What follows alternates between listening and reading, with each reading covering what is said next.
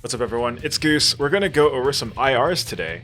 So Ownhammer released a new Essentials collection and I got impatient and I just wanted to compare the new Essentials IRs with the old Ownhammer's Heavy Hitters orange cabinet as well as the York Audio orange 412 cabinet. So all of these IR companies make different sets of IRs. The Essentials IR actually doesn't have that many options compared to other IR packs I've bought.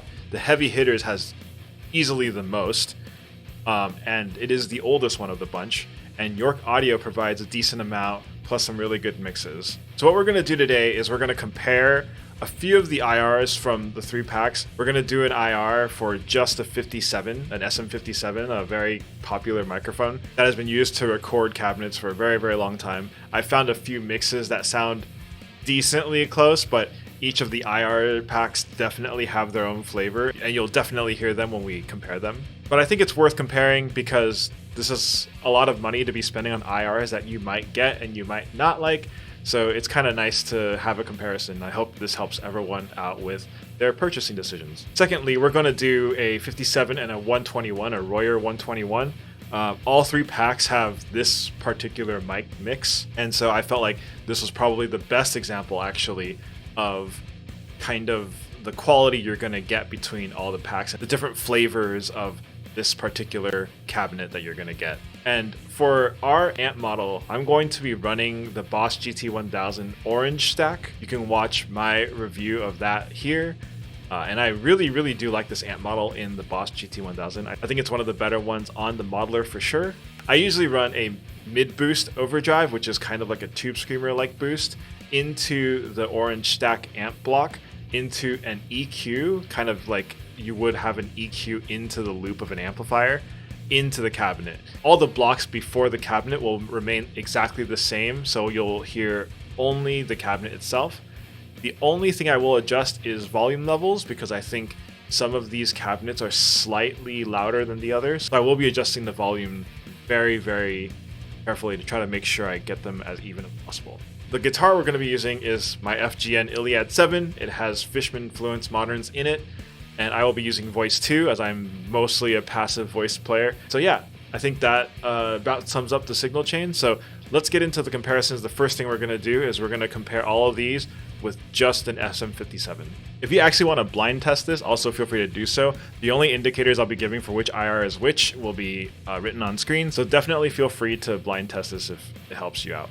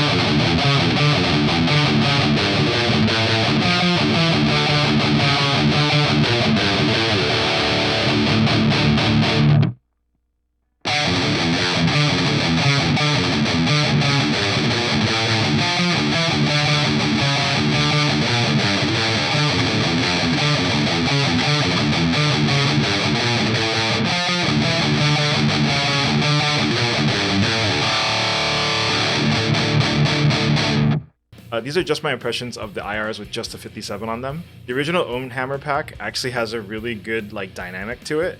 Like it feels really good when you're playing it. I think the recorded tone doesn't feel quite as refined.